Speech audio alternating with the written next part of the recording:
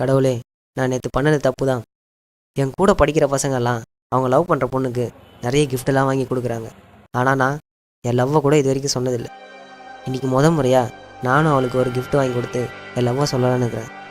நாங்கள் 2 பேரும் ஒன்று சேர்கிறதுக்கு நீ தான் அருள் புரியணும்.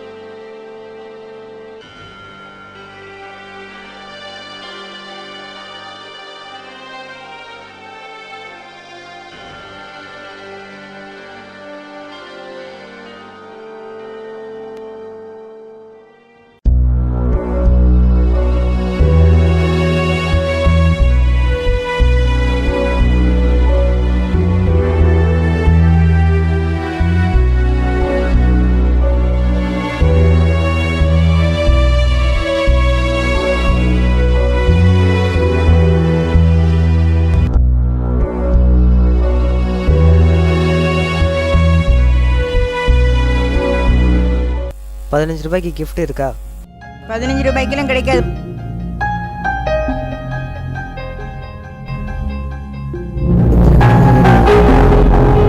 எத்தனை கடை தான் ஏறி இறங்குறது? ₹15 எதுவுமே கிடைக்காதா? காசு இல்லைனா எதுவுமே வாங்க முடியாதா? காசு இல்லைனா காதலே வராதா? அவளுக்கு நான் என்னதான் வாங்கி தர்றது?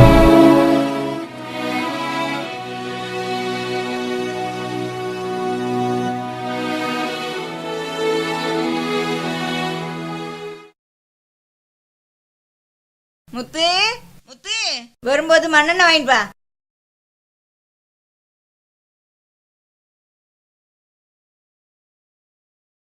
போயிட்டு வரேன் பாட்டி. என்ன முத்து, போலாமாடா? சாந்தி மிஸ் டெஸ்ட் பண்ணாங்களே, படிச்சிட்டியாடா? அது ஏன்டா கேட்குற? என் ஆள் கூட சுத்தத்துக்கே நேரம் இல்லை. அதில் எங்கே போய் படிக்கிறது? நேற்று ஏதோ கையில் வச்சிருந்த போல இருக்கு. அது ஒன்றும் இல்லைடா, என் ஆள் தலையாட்டி பொம்மை கேட்டிருந்தா அதை வாங்கி கொடுக்க போய். சரி சரி கலக்கிற. எனக்கும் ஆசையாக இருக்குடா. நானும் அவளுக்கு எதாவது வாங்கி கொடுக்கணும்.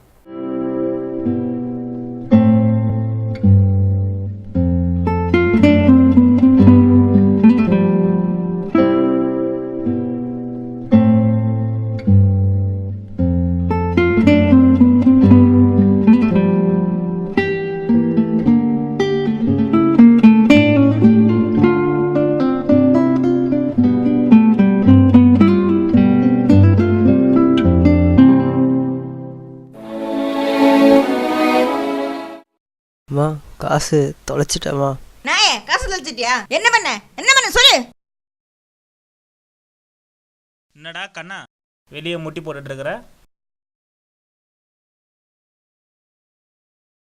சொல்றா, கேட்டுக்கிட்டே இருக்கேன்ல. இல்லைப்பா, அம்மா கொடுத்த காசு தொலைச்சிட்டேன். என்னது, கொடுத்த பணத்தை தொலைச்சிட்டியா? என்னடா பண்ண பணத்தை? சொல்றா, எங்கடா தொலைச்ச? சொல்றான்ற சொல்றா.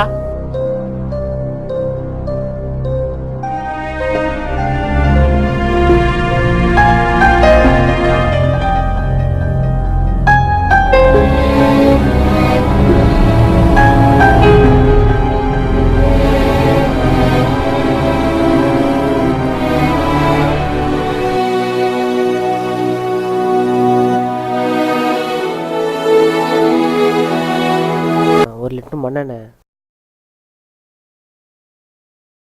இன்று இவன் வறுமை இவன் கனவை ஜெயித்து விட்டது. அவன் புரிஞ்சுக்கிட்டான்.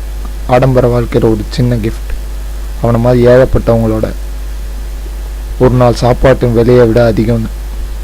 வறுமையில் கனவு காணது கூட கொடுமை தான் இல்லை?